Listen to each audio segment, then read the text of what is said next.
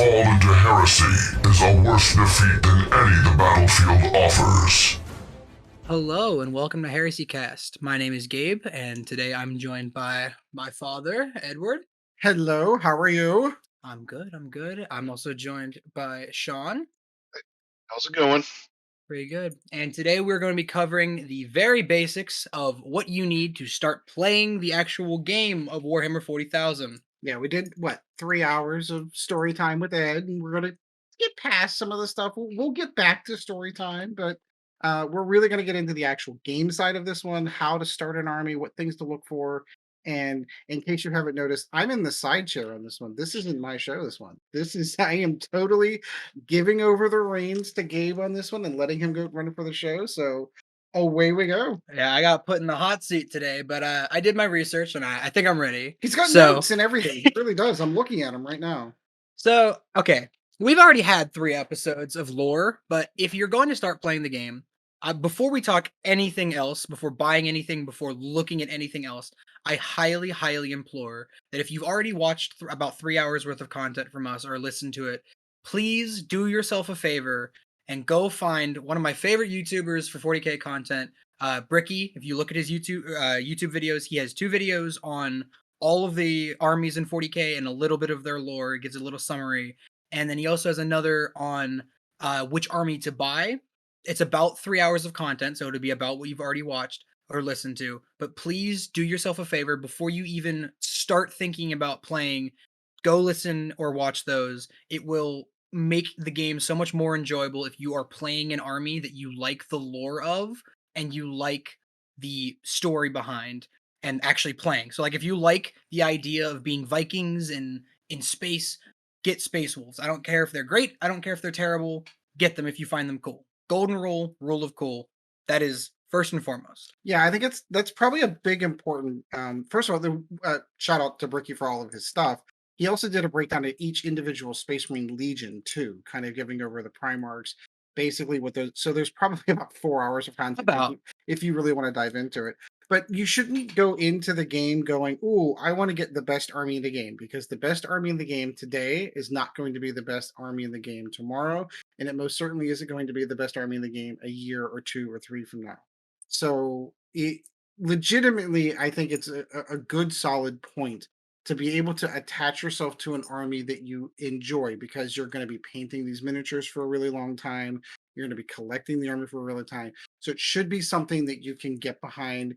And I hate to say it, it's kind of like a marriage, for better or for worse, in good times and bad, in sickness and health. Whenever you like, your army is going to be your army. It's going to say an awful lot about you. I mean, there are some of those players that bounce around. This army doesn't do well anymore. I'm going to sell it all off. I'm going to start from scratch, and that just to me feels kind of disingenuous. That if that's the way that you enjoy the game, that's on you. Cool. I'm glad it works for you. For me, I've had the same armies I have had for years. And sometimes they're good and sometimes they're bad, and you just kind of go with the flow on those. Yeah, and that perfectly leads into the whole idea of, to me, there are 2 different ideas of thought and 3 different classes of player, I'll call it. Think of it like a weird 40K D&D alignment sheet. So there are casual players and there are competitive players. Casual players are your usual, I play at home, I play every once in a while, maybe twice a week, maybe every week, but you're not really interested in going to tournaments. You're just interested in putting some models and terrain down on the table, playing with friends, and enjoying yourself. Whereas if you want to play competitively, you intend to build armies and go play at tournaments. And like, if you enjoy and already have a history in miniatures and tabletop games, and you already like doing competitive, that'll be your side of it. But you can also have different levels of those. So there's the spectrum. Yeah, there's a spectrum. There's a spectrum of every one of those players. So I like to call them the lore junkie, the fun guy, haha, funny orc joke, and playing to win. So you could be any combination of those. If you want to be a competitive lore junkie, you're going to tournaments, but you're playing an army that sucks because you like the lore behind them. You don't care if you win or lose, you're just going there to have a good time and play your army. You could also be a casual play-to-win player, where you're playing casually with friends, you're not going to tournaments, but when you do play, you're trying to play as best as you can in order to do everything you can to win. or you're just the fun guy and you want to just do whatever's stupid and silly and doesn't really matter to you. But You're an orc player. exactly. You're an orc player. So That's what it is. either way, whatever kind of player you are, there's all different play styles, and 40K is very forgiving in the fact that no matter what kind of person you are, I feel like a lot of people can find enjoyment in the game regardless of your level of competitive like drive and how much you want to invest into it. It was interesting because whenever we were going over your notes for this the other day, and you had proposed this idea, it was kind of it was a good analogy for me that the alignment system in D&D, because it's basically you have different levels of Yeah. good versus evil, lawful versus chaotic kind of thing. And when we were talking about it, I was like, I felt like you and I kind of fall into the same level of category. We are far more casual. We don't attend a lot of tournaments, although I'd like to go to one at one point eventually, but I don't know that I'm ever going to be at that level. I simply don't have the kind of time to put into it to get to be that level of good. So I think I put myself in like the casual competitive. Like I play casually, I have fun, and I'm more interested in having fun, but the lists that I will bring primarily if it's my choice are going to be in the more competitive side because I am trying to win the game that I'm playing. So I think that kind of puts both of us, but that doesn't mean that whatever works for you, whatever way I'm not trying to be the 40K rules Nazi. Like whatever way that you would take enjoyment from the game, if you're taking enjoyment from the game is kicking babies in the face and slapping puppies and Go for it. I mean, if that's how you enjoy the game, I mean, I'm not one to call you wrong. I think that more often than not, the larger majority of the population of 40K players, even those that attend tournaments, more fall into that casual competitive. They may be more competitive, but they are still there to have a good time. They're still there to make sure that not only are they having a good time, but their opponent's having a good time. That's the important part of you're playing with plastic spacemen and dice. Like legitimately, let's call it what it is. It's a game. It's a game, and a game's meant to be fun, and it's meant to be fun for both players. Sure, you can have those bad games, but But so regardless of what kind of person you are, I think knowing going in what you intend to do, if you intend to play competitively, then you should probably do some research on what armies are good and like if you intend to play competitively, how to make your army good. that's going to happen. In every army, you're going to have those units that are going to be considered to be the meta units out of those codexes, and the ones that are like, oh god, that unit's awful, but damn, they look cool, so I'm So feeling I'm fielding them. I don't care if they do nothing. exactly. But so that brings us to actually having an idea on what you need to be prepared because there's the running joke that the reason the game is called Warhammer 40,000 is because you need to invest $40,000 in order to play it. It's not that much, but it's not that far off. It is an expensive So hobby, and I make this argument all the time. Every hobby is expensive. If you decided that you wanted to get into golf tomorrow, you would find that golf is an expensive hobby. Skiing, skateboarding, if you're into racing cars fast, I mean, like every hobby for the most part is expensive. It just depends on how much of a hit you're willing to take on your wallet and how much disposable income you have that you're willing to dedicate to your hobby in that time frame. Talking about armies and places to go and how what you want to buy. eBay is also a good place for that yeah, too. If because you can get a maybe a painted army for less than what you would pay to buy all the plastic, all the paints, and all the time that you're going to spend to sit down and play. Finding a used army is a good place to start too if you don't want to spend as much, or if you want a built army, it's a good place to start too. Some people will charge you your value of the army, but you're getting everything you need pretty much to start. Probably without the immediately. books, yeah. Probably without the books, but hey, they're painted and ready to go. If you're not a person who wants to paint. Yeah, and that's actually a pretty good point. Like, so for the most part, you need to kind of go in knowing, expecting that codexes are going to change every year. So you're going to be buying a new book every few years for your army. You're going to be buying a new rule book when an edition changes. You're going to be buying a new codex when the new codex for that new edition comes out for your army. But for the most part, now don't quote me on this because they have they have redacted model lines before. For the most part, the models are basically evergreen. Once you paint a 10-man tactical squad of Space Marines, you were able to make those in second edition. Those same 10-man Space Marine squads can still be fielded in ninth edition. So the other point to that one, when buying those armies online, if you're going to go down that route and you're not really interested in painting the models, I would highly recommend painting an established army. Like, so for example, if you're going to go Space Marines and you like red Space Marines, I would highly recommend getting Blood Angels because there's a lot of Blood Angels out there. If you like green Space Marines, I'd recommend going with Dark Angels because there are going to be green Space Marine players. Like, so you'll be able. My point is if you buy like a 10-man unit from this guy and a tank from that person and another unit from that person, they'll at least come close to all matching, as opposed to the people that paint their own chapters. Like those, they're not going to match your army. So Yeah. good friendly piece of advice if you're going to go down that route. So generally speaking, in terms of the economic side of things, I have these numbers are going to be a little bit off, but generally speaking, if you by yourself are trying to start up, that'll probably run you anywhere from about 200 USD to and in conversion it's about 172 pounds. It's about, and then if you're gonna buy, because that's with buying a combat patrol, a rule book, you're getting, this is assuming you're going from like nothing, having nothing. You're buying the main rule book, you're buying yourself a combat patrol, your own codex, you're gonna need your tape measure, modeling glue to actually build them with, an X-Acto knife to shave off all the mold lines and all that. You're gonna need modeling clippers to actually clip them out of all the sprues.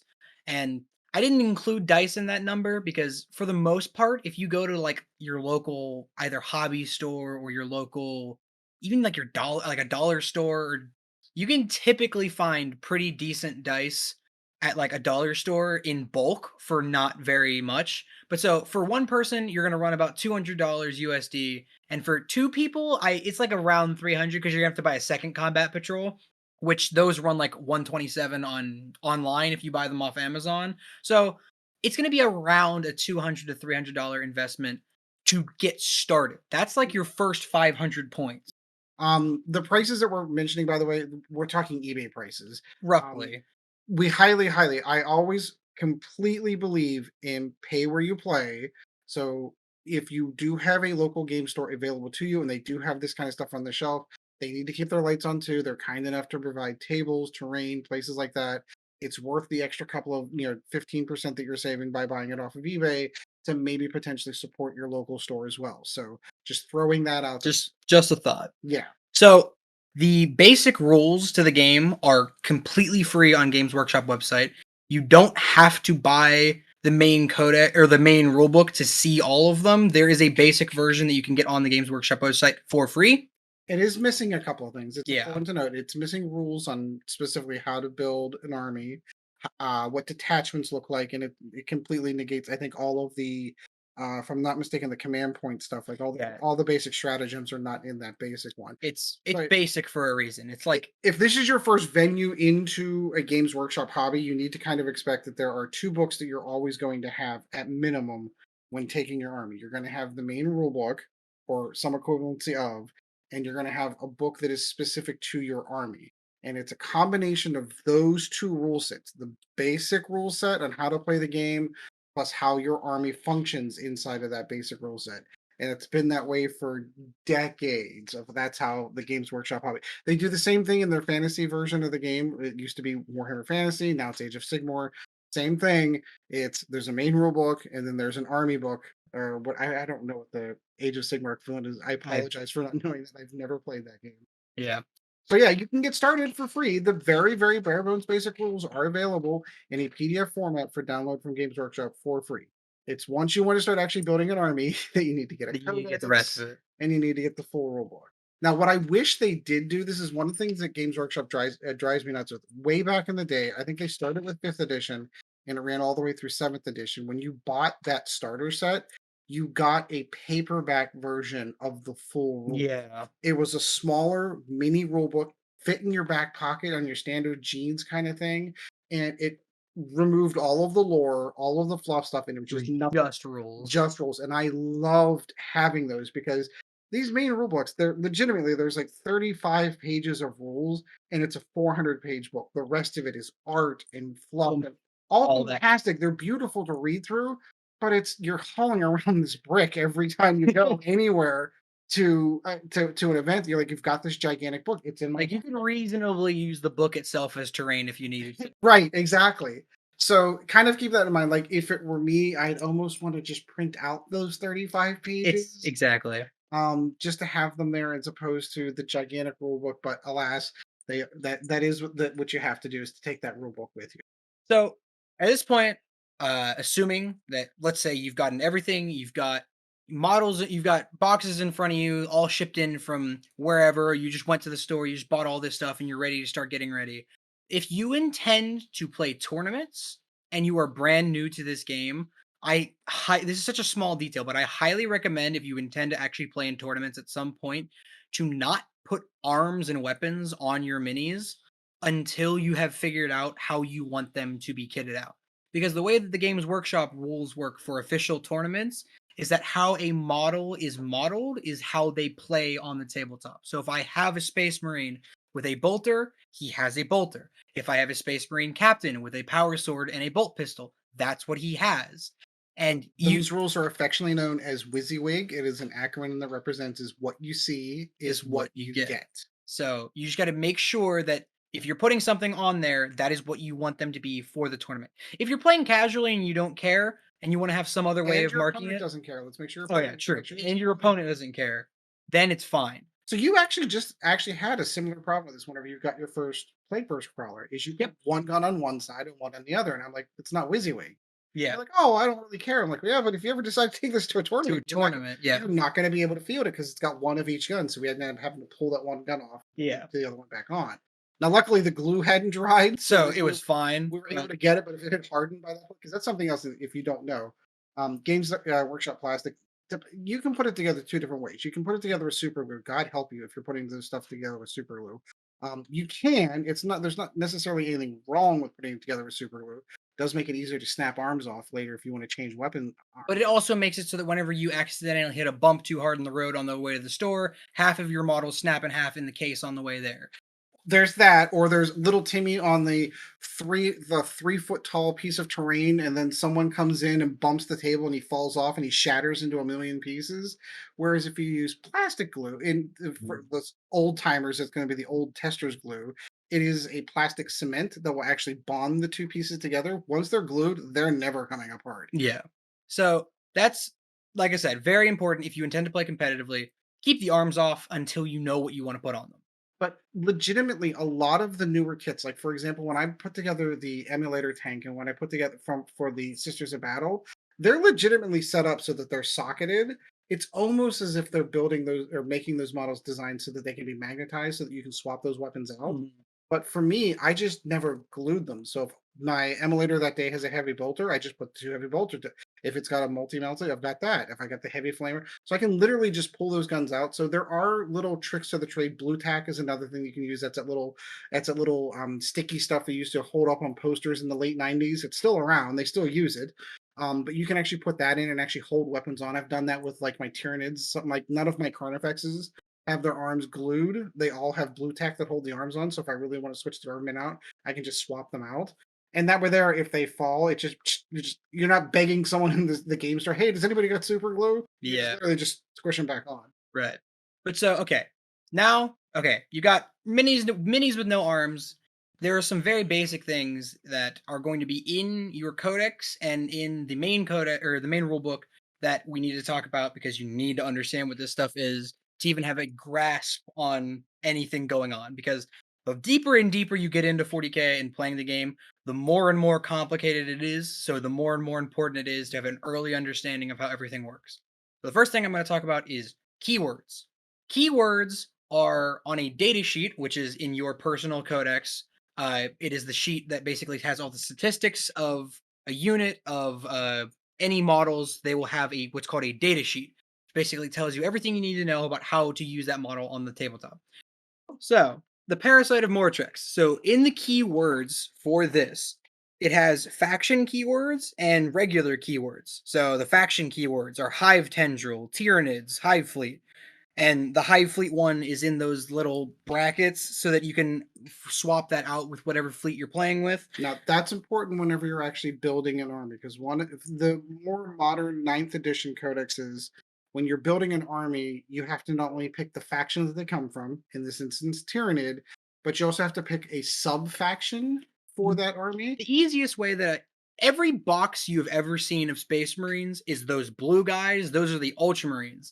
That is the effect. Like, effectively, I would be picking Space Marines as the army, but Ultramarines as the sub faction. Correct. And different sub factions have different special rules. Space Marine Codex, if you want to use. Nah, it's the example. That's not the example is understanding what the words mean.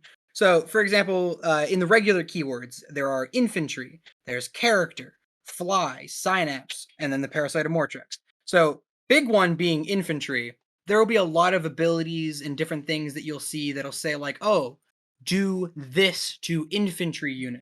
Infantry can go through ruins, whereas like tanks cannot. So you have to know the key words because certain rules have certain wordings. Some units they're unable to do certain actions based on their keywords. There are a lot of rules that if you read them, they will specify who you can and cannot target or what effects happen to certain units based on the keywords. So a lot of those things are keywords that'll help you understand who you can and cannot do things to and why. That is you need to understand that for every unit that is on your army, Not just units too. Certain weapons have keywords too. which it's Or rapid fire 3 or rapid fire 1. Yeah. There are other rapid fires. point being, keywords very important. Everything on your army you should know the keywords of, or at least have the book handy to read the keywords for, because those are incredibly important.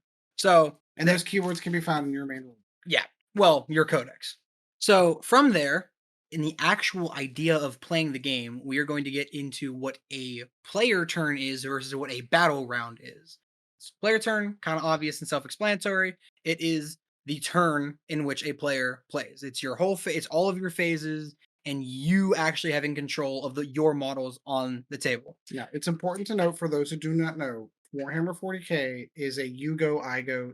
A player goes through every single one of their own phases in their turn. They go through their command phase, they go through their movement phase, their psychic phase, their shooting phase, assault and charges, and then they clean up at the end with the morale phase, and then the next player goes on with their next turn. And then they cycle through it all over again. Correct. So there is a full turn, the battle round turn, in which both players have gone through that sequence. Think of it like baseball innings, the top and the bottom of a round. So it's one person goes, second person goes, that's a battle round. So this is important because there will be certain missions, there will be certain points that you can earn that specify that this, if something happens by the end of a player turn or if it happens by the end of the battle round. Those are two different things in two different times, and it's a small distinction, but it's important. So from there, we have to get into actual logistics of the game, command points and victory points. Command points are a value that you will get at the start of your game. They basically allow you to do special strategy. They're stratagem. Like, okay, my card says I can do like a very basic one. The command reroll is I messed up with a dice roll. I'm going to spend one command point to reroll that die and try again. And you have a limited pool of command points that you can get. And with as of the current edition and of the 29th of October in 2022, how command points work is that you get one command point at the start of each player turn, which is again important to know that is that you get 2 per battle round, but you get 1 per player turn. So on my turn I get 1, on your turn on my turn we both get 1, and on your turn we both get 1, so that everybody's getting more command points and we don't have a million so that people can just stratagem spam. But then from there, the beginning of the game. yeah, at the beginning of the game. But then from there are victory points and objectives. Now, on a basic game of 40k, there are objective markers you can use. This is match play, by the way, just so we're on the same page. Yeah, match play to be specific. Crusade's a little bit different. You can have objectives in Crusade, but in match play, you will have objectives on the table, and they are essentially points that you need to go out and capture and defend. And capturing and defending them will earn you a certain amount of victory points. The whole entire idea of the game is that we're all fighting for command of these points and doing our own things to try to earn points, and whoever has the most victory points at the end is the victor. That is the idea and the very basic premises. Now, there is a cap on the number of victory points that you can win in certain areas. So, primary objectives. So, every mission that you pick in the game will have primary missions. They're either going to be like 4, 5, or 6 objective markers that are placed on the table. That if you're standing within a certain radius of that objective marker and you meet the correct conditions, you get those points. Maximum is 45 points total on those primary objectives. Each player then selects their own secondary objectives. Depending on your game size, is how many you should really select. If you're playing a full, what would be considered standard game of 40K, which is at about 2,000 points, you would have 3 secondary objectives. You can get a grand total of 45 points from that, making a grand total of 90 points throughout a game. There is an additional 10 points that you can get for having a fully painted army. That was Games Workshop's little way of saying encouraging people. For the most part, nobody actually follows that rule other than tournaments. This is, I think, one of the points you're getting ready to drive at. It is entirely possible for you to earn your maximum amount of primary objective points, victory points, and your maximum amount of secondary victory points and still win the game, even if you don't have a model on the board at the end of the game. Because of how the rules work now, you could die and have no models left on the table, but because at the end of the game you had more victory points than your opponent, by definition you win. I've only recently just had that happen. So the other thing I want to be very specific with, if you're intending to play for the first time, I highly recommend that you do not use objectives or victory points or command points. Ignore all of that. Just do a regular shooting range, just run at each other, get used to rolling dice, get used to measuring distances, get used to feeling how the game works and using the terminology. Victory points and objectives are a very strategic thing that you will learn in time, but if you're playing your first couple matches of the game, I highly recommend just roll some dice, have some fun, shoot at each other. Don't worry about who's getting what points. Just do that for like the first 1, 2, 3 games until you feel ready to actually throw in objectives as another element of the game. Put some terrain on that board though, so it isn't like a shooting gap. Then we can explain the phases of each game. You kind of went through it a little bit. We'll get into more detail. So the command phase is the first. On your turn, you will get to the command phase, and that's where certain little abilities or... That's when you earn your command points for starters. Yeah, it's when you earn your command points, but certain abilities will pop there, and there are certain things that you can do that are like... It's usually very short. There's not really a lot to do in the command phase, but there are some useful things that you can do. You're probably not going to have a ton to do in the command phase for sure, but if you do decide to run named characters... Some of them will have specific abilities that can only happen in the command phase. Movement phase. So movement, pretty basic. You take a tape measure, you measure it out to the movement value of a unit, and then you just move them where you want them to move on the table.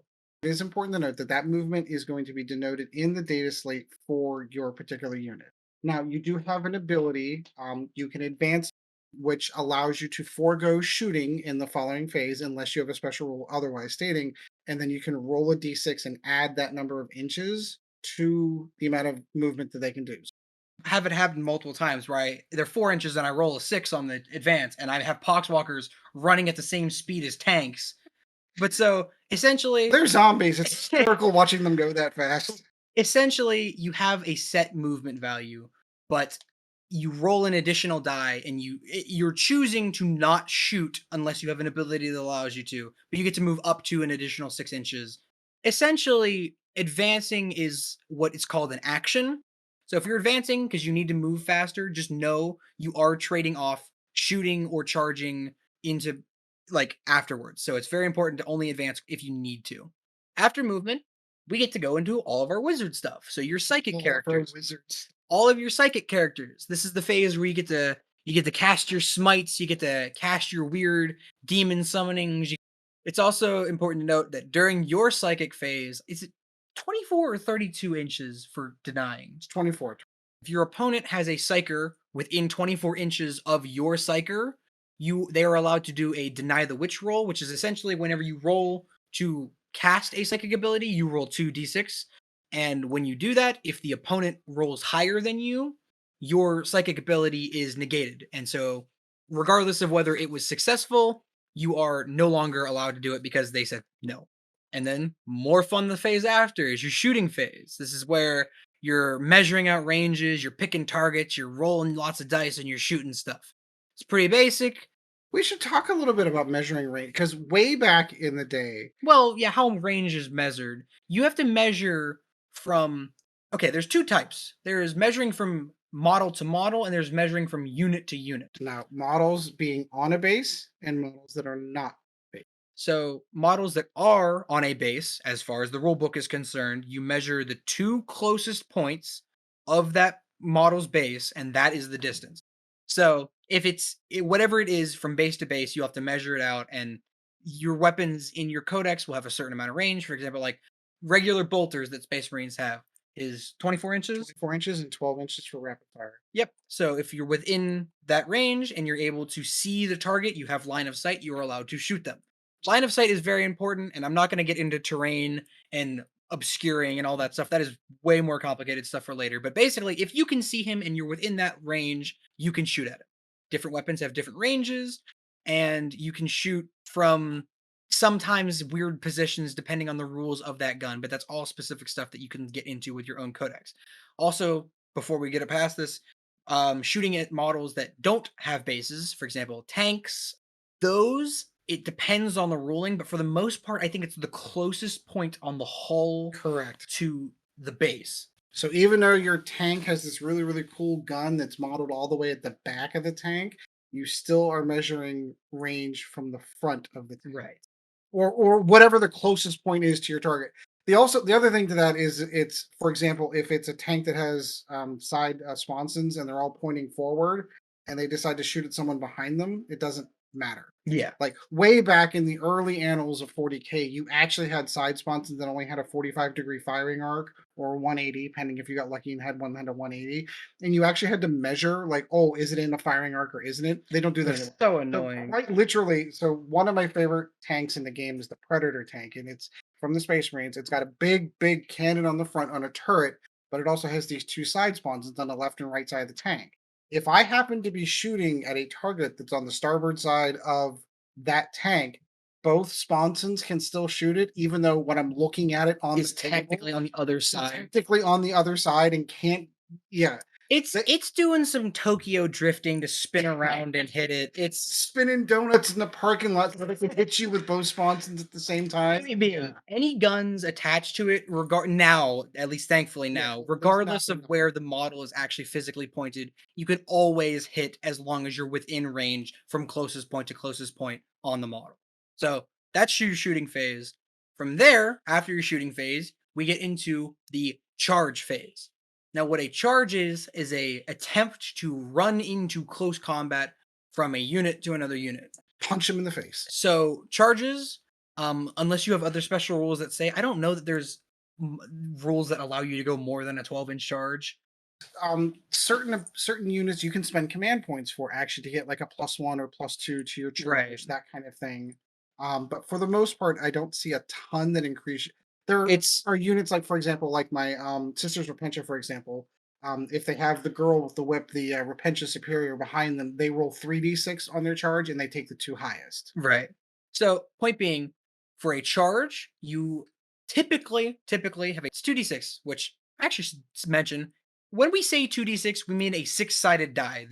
The D meaning die and the number 6 meaning the number of sides. So you hear me later say references to D3, and that does not mean a three-sided die. That means rolling a D6 and then dividing it by 2, and then you round up. So essentially, if I roll a 1, it's if I roll a 1 or a 2, it's a 1. If I roll a 2 or a 3 or a 4, it's a 2. And if I roll a 5 or a 6, it's a 3. So might depend, but D6 is a six-sided die, so that's what we mean when we say that. For the most part, six-sided dice are the only thing going to be used. Occasionally, you will see the use of a D3. Yeah, like I said. Yeah, in which instance you just take like a 1 or 2 as a 1, 2, 3 or 4 is Yeah. 2, 5 and 6 is a 3. Although I will say, if you are getting dice, I highly recommend you try to find somebody selling spin down dials of Magic the Gathering D20s, because that makes counting wounds on higher wound count models so much easier, because trying to count 25 wounds on D6 is ridiculous, and just having a spin down dial that just you can just spin it down the whole way as you're losing wounds makes life so much easier. So while it's not necessary, you might want to do yourself a favor at some point and invest in a spin. It's also a good idea if you are going to use dice as wound markers, you have a different set of dice than the dice that you're rolling on the table. Very important. Because what happens more often than not is you get excited, you roll a whole bunch of dice on the table, and you accidentally roll it into your wound counter, and then you totally forget. If you weren't paying attention to how many wounds he had, nobody knows. Real quick, Ed, just a note for anybody who has just recently purchased a laser cutting printer thingy. A good idea might be to make some dials for damage for 40K. I was just going to recommend this. Yep. But if you're listening to the show and you happen to have something like that, because spin down dials can get a little bit hourly too, because they do roll really well. It's like if you're as you guys are talking, I'm going through Astra Militarum stuff, and I was looking at like a tank, and if said tank had 20 hit points or 12 hit points or whatever, trying to keep it on top of a moving model might be a little difficult, or even next to it. Right. So having some type of little dial that you can manage hit points on, that's, I think, a very good way to do it for larger units. Yeah, one of the guys I play with at the store, Mike, who plays plays Chaos Knights, that's what he has. He has those magnetic dials, so because his things have like 26 wounds on that big abhorrent Titan or knight that he's got. Yeah. He's just got the magnetic ones that he can just roll those down. And the upside is, like you said, they don't roll. If dice happen to hit them, they're not going to flip over. So that's probably not a bad idea. But so yeah, keeping track of wounds. You are going to have units that have multiple wounds. It's always common practice. You always see people do it. Oh, I'm just going to grab a die. That model took 2 wounds. Count up, please, on your wounds, please. Or is it countdown? It's countdown. You mean countdown? Yeah, it's countdown, so that we know how many wounds are left as opposed to how many it's. I don't know how many wounds your model has by looking at it. So if you're counting up how many wounds it's taken, I don't know how many it has left. So please, standard practice, go down. So if you have 18, cool. But then count down as you go so that the rest of the people. Another thing, just a slight thing, there are plenty of apps I'm sure that you could find that just have little counters. If you don't feel like buying special dice, or you can't make yourself laser printed spin dials, I'm sure there's plenty of apps that you can have to just keep as wound counters, or just little basic things. Just do what you got to do. It's all for the fun of the game. So from charging, once you have successfully made your charge, we go in, well, assuming you made your charge, you go to the fight phase. And this is where all close combat happens. Can we get a rewind just a little bit on the actual charge itself? Basically, what you need to do is, I have Unit A. I want to go over and run over and punch Unit B in the face. You're going to want to probably measure that distance to know. Well, you have to. Yeah. So, it's in my opinion, it's good. Technically, you're not supposed to measure until after you've rolled the dice.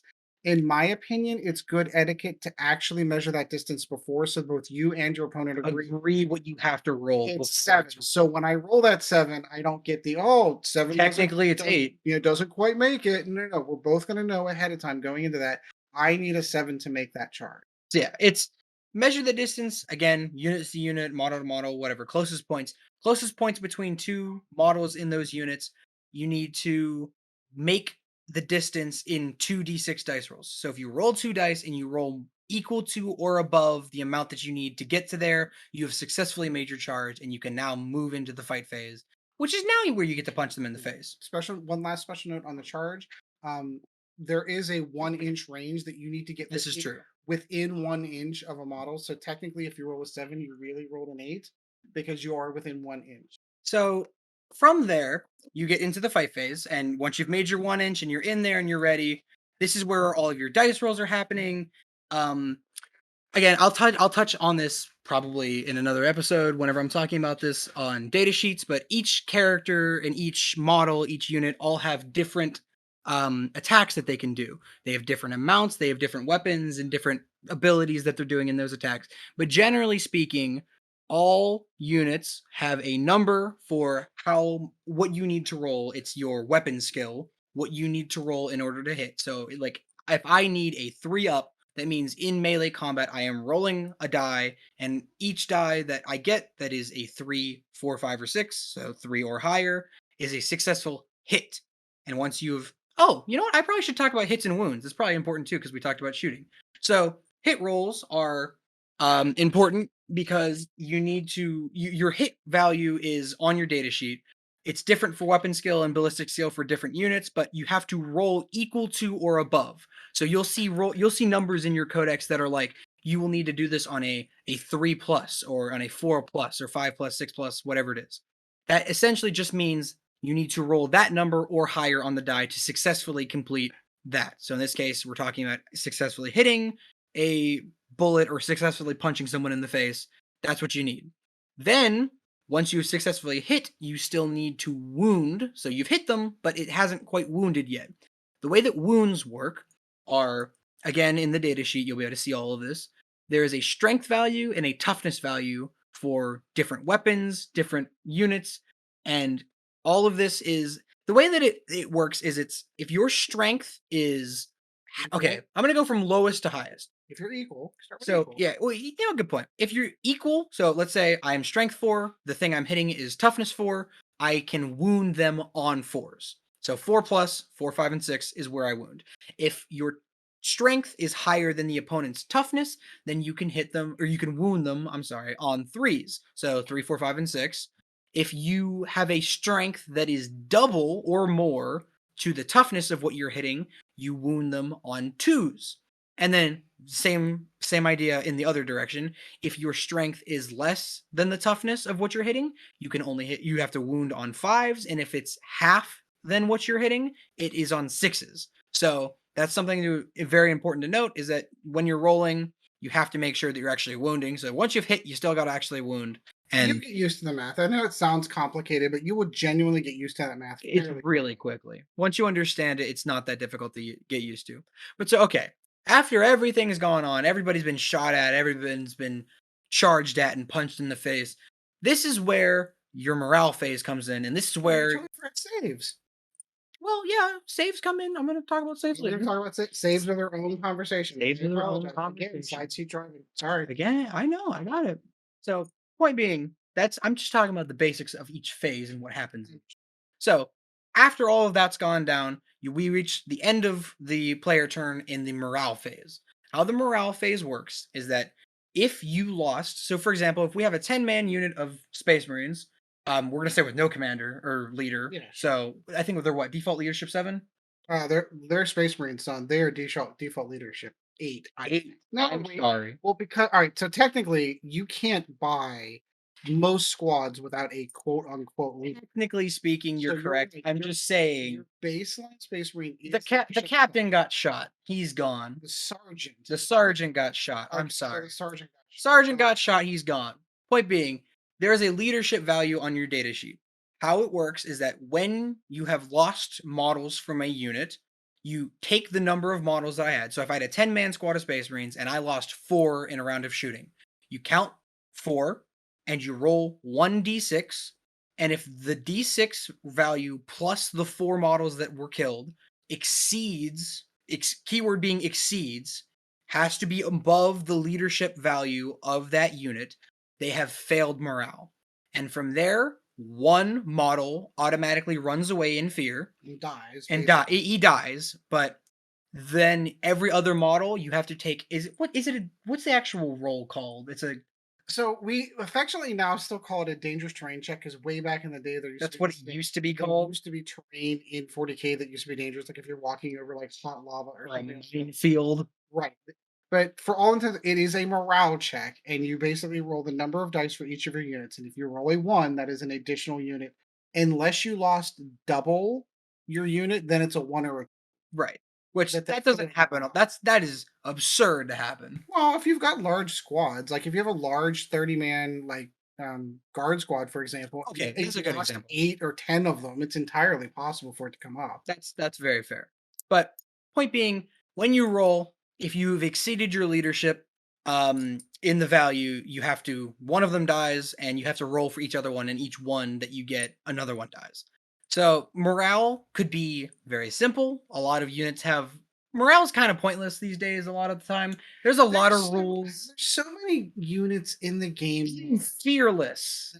Flat out, and I feel like this is one of the areas to the game that Games Workshop really needs to work on, because it just doesn't really have much of an effect in the game. Take the entire Tyranid Codex, for example. The entire Tyranid Codex, if you're within a gigantic range of a Synapse creature, you are unaffected by the rules for morale. A lot of the Space Marines, for I example, think most of the Space Marine units don't care about and they morale. shall know no fear, which means they They legitimately don't. The entire phase is pointless. So as long as you're like not Imperium and not Tyranids, you do have a morale phase, but like for example, like the Necrons have like a leadership 10 base. Yeah, or Dark Eldar and Dark Eldar, they can fail morale. yeah, Eldar and Dark Eldar, they can fail can morale. fail They fail morale morale all the time. So, okay, that's the basics of what each phase is, and we're kind of running low on time, so I'm going to wrap this up really quickly. But once you have everything, you've got everything in front of you, you got your books, you got all your models put together, maybe they have arms, maybe they don't, but you've got everything in front of you. Please sit down, and you don't have to read through all of the fluff, but please read all of the rules yourself. You will benefit unbelievably by just reading through it one time. Just give it a once over through both your own personal codex for your army and the main rule book. Give it a once over of all the rules so that you really feel like you have a good, solid understanding of how the game works before you have anything down on the table. That is incredibly important, and I cannot stress enough. If you don't understand the rules fully, the game doesn't really work. Well, I don't know. So, hey guys, real quick, I want to throw this in there. Sure. So for new people that are just learning how to play any of the Games Workshop games, if you go to Warhammer TV, and I don't know how much of this that people fully understand, but they have literally episodes on learn to play, basic principles, turn sequence, command phase, movement phase, psychic phase, shooting phase, that explains in pretty good detail what you're trying to do, all the way down to the morale phase. And then it goes to, what the next steps are, the more complicated stuff. That's the place that I would go. If you're a visual Yeah. learner, and somebody who would get more out of a video than reading out of the book, because the book is confusing. Being a new player to it and having played a few other miniatures games, there are things in this game that are so confusing that they're frustrating. Sure. And And I'd make that argument, like, so not only do you have the main rule book where you have rules in there that interact, but then you have your codex where rules interact, and then you have your opponent's army's rule. So you've yeah, got almost three separate sets of rules all interacting all at the same time. So right. while I agree with Gabe in the fact that you should probably read over those rule books once, I still have occasions where I have to pull out the main rule book because you get into these weird scenarios where like oddly specific things that will occur that you have this again, mentioning keywords again. This is one of those situations where it'll be like, well, can that specific unit perform that specific action? And then you have to cross-reference three different books to be like, okay, well, this book in the main, or this rule in the main codex says that you need to be an infantry unit or whatever. But technically speaking, in my codex, it says that because he ignores that rule, or so. Your codex said that you cast a psychic power that removed the one that I cast. My ability. So now we're back. Yeah. So now we're back at square one. So there's so many weird scenarios. So just like keep the books on hand anytime you're playing. And another part, and I know that they have cards for this, but command abilities. Yes. If you pick Space Marines, not only do you have the main rule book, you have the Space Marines Codex, then you have your chapter book, your supplement with Yeah, your supplement. all of your abilities and psychic abilities, and all of those things that Gabe's absolutely 100% correct. Always have your books on hand, because there's going to be things you're going to have to go back and reference. Because if you're trying to use the cards and things like that, it may not explain every single thing that you need to know. It may be, you have to make an assumption off the card or have your book there with you. But that's a key piece. That's where I have the hardest part with this game right now is all the command abilities and choosing the correct ones for the games, because there are things that you may choose something that's for vehicles and you may not have a vehicle in your army. Yep. And that's what you have to be careful of is, and your armies too, going with how you're going to build your army. If you have vehicles, well, am I going to have, I can't remember what it's called, but of the tech marine, am I going to have the guy that can repair vehicles in my army? Because if I'm putting a lot of vehicles in my army, how am I going to keep them alive longer? Because there are a lot of points. So there's a lot of little nuance things in this game that understanding the rules, whether in the books are your rule base. The videos, you're going to get summaries of what the book is telling you, but you still need to go back to the book and understand what's in the book too. Yeah, and how those Great. interact. Yeah. And, just like this show is, but YouTube has resources upon resources upon resources for this game that people take the time, make videos, and I would say use them. Agreed. Well, this hour went by really quick. Right. I'm gonna mention one last thing in the last couple minutes of this. There's a tool that you can download for free on your phone called Battlescribe. Please go get it. If you are intending to build armies and play this game, Battlescribe is unbelievably useful because not only can you go and download it's there. Please, you should probably go look up a video on how to get 40k stuff on Battlescribe because it's a little confusing at first, but once you have it, it's okay. But you can build lists and you can make armies and you can have entire ideas and just like play with stuff. And then you But can on top of that, you can see it. You can have a printed version if you so choose, or just a view that lets you see all of the rules and see all of the values and all the data sheets for all of those. So effectively, if you so chose, you could print out a Battlescribe list that you made and have all of the rules that you would ever need to play that or play that list, and it makes it so that you don't have to reference your book every 5 seconds to remember what this ability does, because it'll say on your Battlescribe list. So Battlescribe is free on mobile. Please go get it if you intend to actually play this game. Right. Two caveats I want to add to that. A, first of all, expect the fact that the codexes that get uploaded for Battlescribe are done by volunteers. Right. They are not being paid. So if your new book came out on Saturday, oh, that's our time going off. If your new codex came out on Saturday and you're going on Monday to start building an army list and it's not in It's Battlescribe, not in there. it's not going to be. You need to wait for one of those wonderful, kind human beings who dedicate their time to doing this to be able to put that in. The second is I have seen on occasion where typos have been made in Battlescribe, and so kind of take that with a bit of a grain of salt. It doesn't happen all the time. The devs are really, really good for that, but there have been some mistakes that do translate over that are in Battlescribe. The other thing, of course, is stratagems are not covered in Battlescribe. So Almost everything. so I would recommend going out and getting one of those little deck of cards. It's easier for me, but I mean, I get it if you don't want to give Games Workshop any more money. But either way, there's a lot to cover, and we will cover it in future episodes. You were worried that this list was we're gonna have enough to talk about. Well, we got close, We but got close. either way, I got a couple of closing things I want to do at the end of the show. First of all, of course, we are under the Dice 8 Productions. If you are listening to the show and you haven't had the opportunity, swing on over to the Dice 8 Productions YouTube channel. You can actually see that. We're gonna maybe toss some pictures up. Gabe's gonna send some pictures over to Chris to hopefully toss up into this video for this.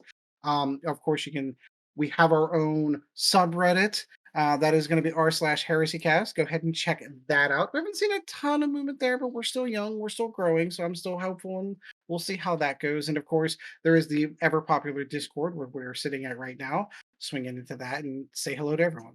yeah, Good job. How was it sitting in the hot seat? yeah, it was fun. It was fun. I think it took me a minute to get over my you guys have, or at least you have, a lot of experience Well, talking to a camera. Yeah, Chris and Sean are right there with me. They've been Yeah. doing it for years. I'm still. I mean, I have my own stuff that I'm doing, and I'm getting used to. You should plug that You can, if you want to, you can find me. I'm on YouTube, and I think I have technically have a TikTok. I don't really upload there, but I have a YouTube. It's a Sohei Scorpion, spelled Sohei, and then obviously Scorpion. You can find me there. I'm Gabe. You know me from here.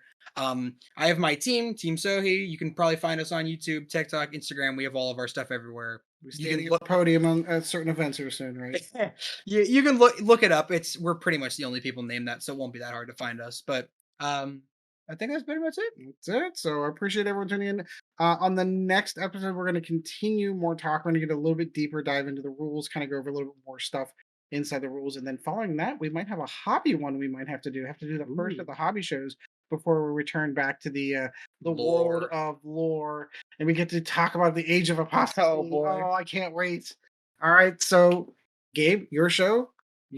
I gotta make a closing. All right. Tell Sean bye first. Well, thank you for joining us, Sean. It's always a pleasure. Yep, great to be here. Anything else you wanna say? Closing statements? No, I'll I take don't- that. Nope. I'm good. Sorry.